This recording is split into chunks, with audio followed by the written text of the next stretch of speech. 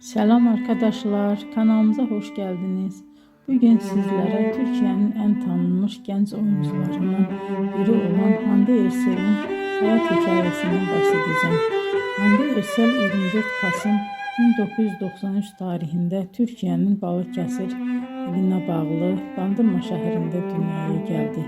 Küçük yaşlarından itibaren sanatla ilgileniyordu ve yaratıcı alanlara karşı büyük bir merakı vardı. Daha sonra İstanbul'da Mimar Sinan Güzel Sanatlar Üniversitesi'nde eğitim aldı. Ama onun hayatında ilk adım oyunculuk değildi.